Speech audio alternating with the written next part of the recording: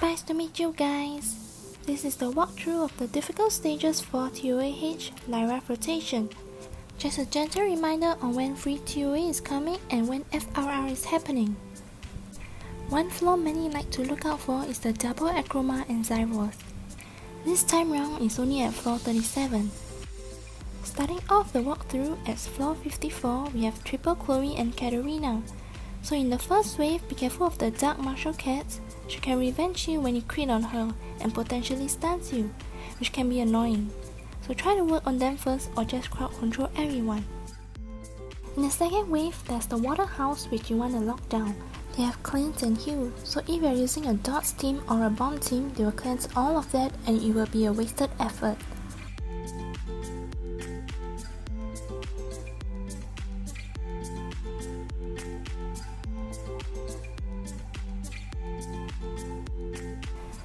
Coming to the boss wave, Chole isn't much of a threat as it is a support monster, but she is a fire monster.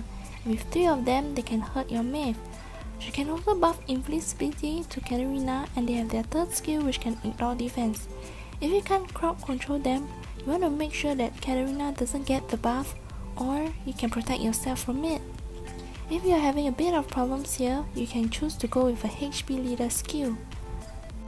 Floor 58 we have Ragdolls and the Dark Inferno. You can bring whichever element you want as the wave isn't focused on any element. With Garo's passive skill he doesn't die easily, but if you put multiple dots on him you can still kill him without the need to worry about his passive. Even though I said you don't need to worry about the wave element, but you have to worry about the boss stage as it is all dark element. So if you bring a Bella, you are gonna take all the hits and die before he can heal himself. So this stage doesn't really require much armor break, so you can think of bringing other type of healers.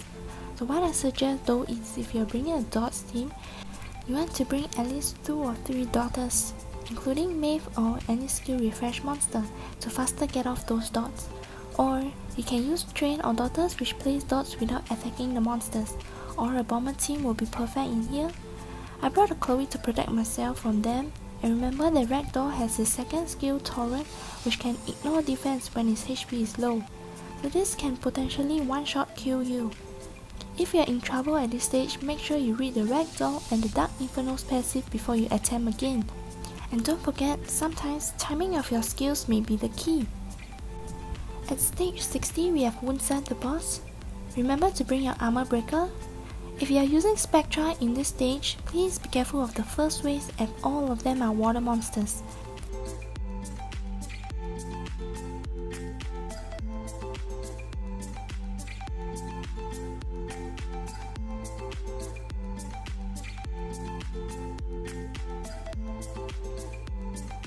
In the second wave, we have Charlotte and Yonghong. I forgot to lock down her skills and Yonghong heal, so this can waste a bit of your time.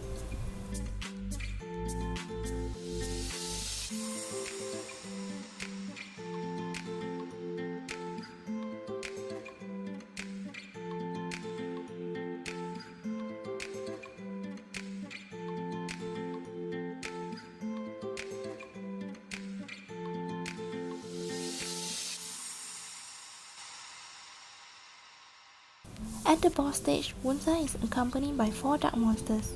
You want to be careful of Woonsa's third skill which can potentially one-shot your whole team even though they are at full health. So monsters that can silence him or provoke him will be great if you don't have monsters that increase his skill cooldown time. However, do note that he has an extra passive for being the boss. That is to decrease his skill cooldown time. So make sure you rotate your skills around this.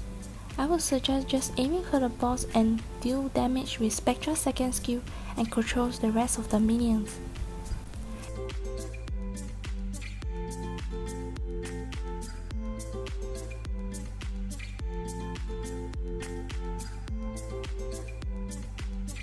At stage 74, this stage with them Camules. In the first wave we have all wind monsters.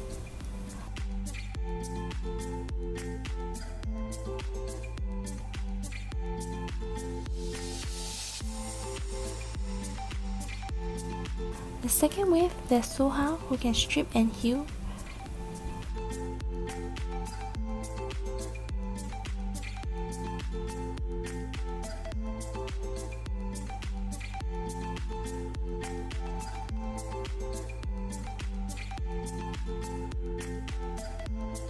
Right, so how to do with Camules and Dark Yeti? Make sure you are not hitting the Dark Yeti as it can reflect damage. You want to start working on the Camules first as fast as possible and prevent them from buffing the Endure and Reflect. AoE stuns or freeze can make them waste their turn, so if you can't control all of them, make sure that you bring a monster that can strip their buff. Because if you put a slow on them and you are trying to wait for 3 turns, you might already have killed off your own team by yourself, especially mobs that are violent. At stage 80, you have the dreaded Artamiel again, which happened 2 rotations ago. Remember to protect your wind monster in the first wave. Stun and freeze is good to use here and is also good for the boss stage.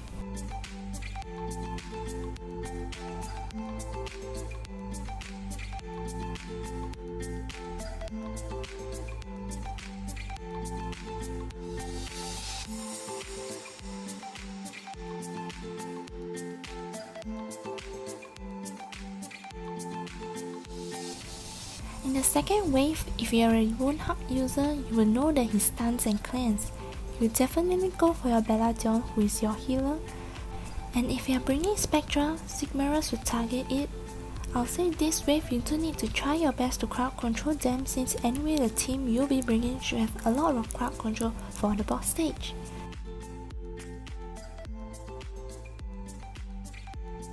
I used the same team as the last time and it went okay. Some people may be using the same team or the team that they have used in the past and failed, so you just want to retry.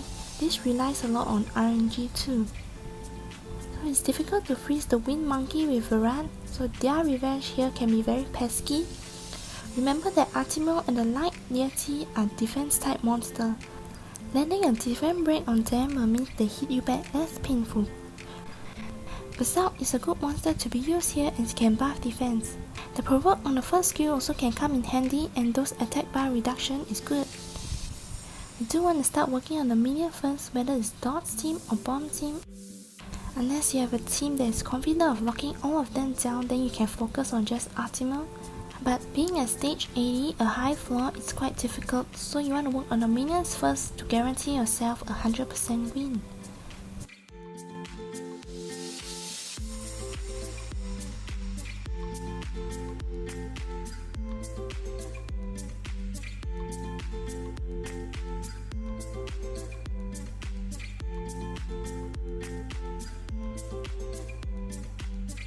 At floor 93, we have Ragdolls and Leo. In the first wave, you want to be careful of Rogue. Rogue will be able to proc his first skill and possibly kill your monster. So when that happens, you have to restart. So even though we didn't build the Water Inugami cause it's not a good monster, but in ToaH can do team up and do big damage to your fire monster. For example, if you are bringing Spectra for the slow, it can maybe really bring you to half health.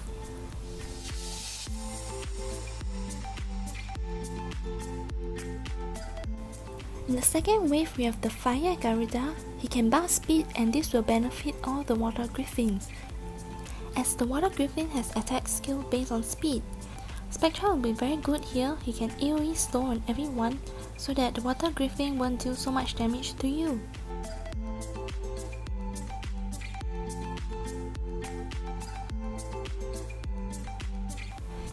At the boss wave, Leo will always go first. He will hit your water monster. Make sure that your water monster is tanky enough to tank his hit.